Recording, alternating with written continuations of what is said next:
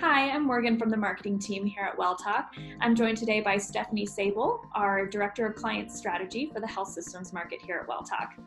Stephanie, we know a lot of our clients have been dealt a really challenging hand with COVID, right? And now that we're already 4 months into this pandemic, many hospital systems have had to make really tough decisions on how they're going to reopen. And there's been a lot of pressure to get patients back in the door.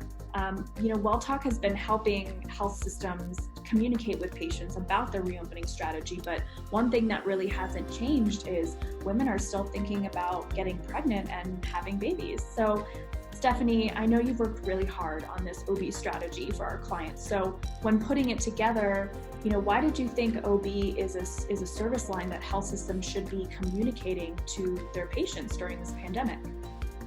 Thanks, Morgan. One of the reasons that I first thought about OB when COVID happened is that I heard from a lot of women who were currently pregnant, whether in their second or third trimester, and there were just so many unknowns surrounding labor and delivery during a pandemic, and many women had so many questions and were hearing what the birthing process might be like with certain hospitals, and just, really concerned about what their OB care and birth experience would be like, because, pregnancy and giving birth doesn't stop during a pandemic. So as women prepare to deliver their babies or seek care, or even if they're considering getting pregnant, they want to know, do they face a increased risk of being around COVID patients in the clinics or in the hospitals? Are there birth plans they previously had now in question? And, there's just numerous stories in the media also that were scaring a lot of these women, whether it was not being allowed to have their significant others with them during delivery. There were stories of mothers being separated from their baby if they were diagnosed with COVID during the delivery.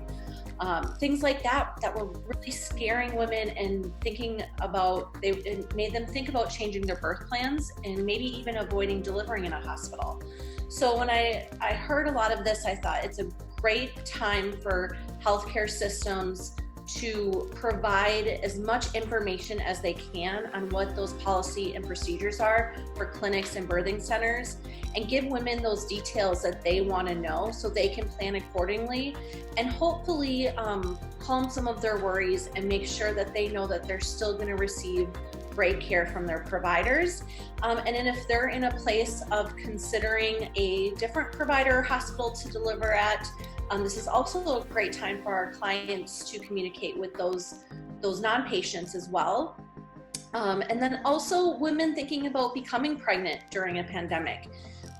They have a lot of questions, and is it a safe time to conceive? And, if they have other certain risk factors for COVID and for pregnancy, they want to talk to a physician who is aware of what care during COVID looks like for pregnant women. And also when the CDC came out with the information that pregnant women with COVID are at an increased risk for ICU admission. Again, that's frightening for some women to hear. So how can our clients use that messaging to help women understand what service offerings that they have for OB right now, and what that would look like for those women? Absolutely. That makes a lot of sense. I mean, having a child is a big deal already, but going through it during a pandemic is certainly scary and requires those extra layers of safety and communication, as you mentioned, right? So if a provider or a physician group feels confident that they have already communicated the safety of receiving these, the OB care during this time, do you think that it's still an important campaign for OB services? Absolutely.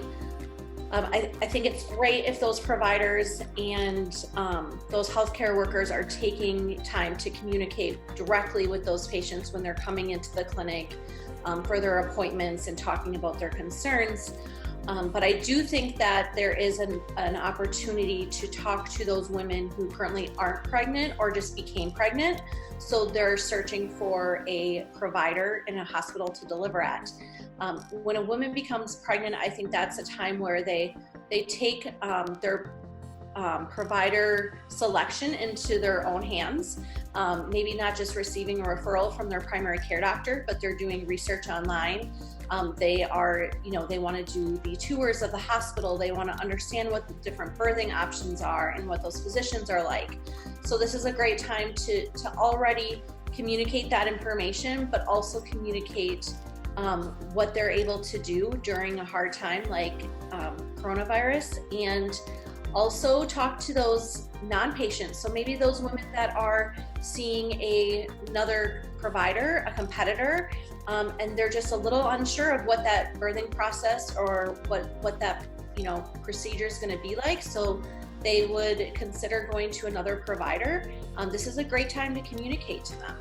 And if you're able to target those women, to make sure that you have, that those groups that we're talking about, you're able to really grow your volume. Or if you just want to make sure you retain your current patients, this is a great way to do that. You can never over communicate during a time like this. Absolutely. I completely agree. And to your point, I think over communicating in a time like this is extremely important, right? You had mentioned targeting specific groups. So let's dig a little bit deeper into that. I know that you have a segmentation recommendation for these various groups that health systems should be targeting. So can you explain why segmentation is needed, especially for a campaign like this? So segmentation is really important because we have a group of women and we want to talk to them based on where they're at with OB.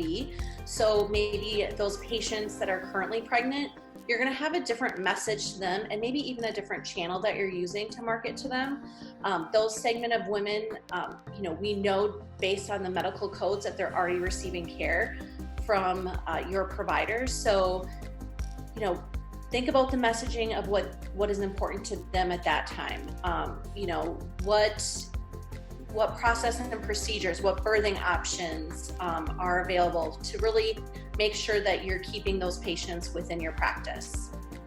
And then for your non-patients, consider introducing the OB services to those women and really talking about, again, what steps you're taking during COVID, and do some research of what your competitors are doing and what their birthing options are. If you have certain offerings that really stand out and things that you're doing during this time, use that in your messaging.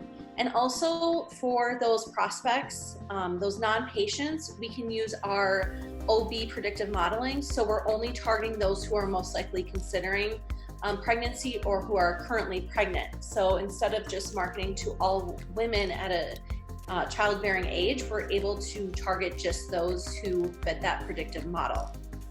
So using those segments to really have distinct messaging based on where they are in the OB process is important, and making sure to use the right channel that will resonate best with them as well. Definitely. Yeah, and you talked a lot about messaging. So along that same thread, what type of messaging and content do you recommend for a campaign like this? Well, I definitely recommend multi-channel. And as far as messaging, I think just over communicating is really important right now. And maybe that's not over communicating on the piece that or the channel that you're using to market, but have a landing page that will allow as much content as you need. Consider doing virtual tours on the landing page or a patient testimonial of someone who has delivered during COVID. Or even a short video of a provider talking about how they have had to change the way that they deliver care during COVID, things like that. The more content that you have, the better. So I think, the messaging is just really reassuring those women and providing, as much information as you can. You talked about, the importance of using multi-channel communications for this campaign strategy. So do you think you could provide, a quick explanation on why multi-channel is the most effective way to communicate with these patients or soon to be patients? So we know that integrated multi-channel campaigns outperform single-channel campaigns and have higher engagement rates. So that is one reason that I always recommend multi-channel, and just that increased frequency of messages to the consumer, it'll resonate more and really trigger that patient to take action. So the more times they're seeing that message and from different types of channels, the more conversion you're going to have. So it's just really important to make sure that you're not just using one channel, one touch, but that you have multiple channels and frequency with your campaign. Totally agree. Well, thank you so much, Stephanie. This was very insightful and very helpful. To learn more about how WellTalk can help hospital systems and how we can help you with your OB strategy, be sure to reach out to us today. Thank you. Great. Thank you, Morgan.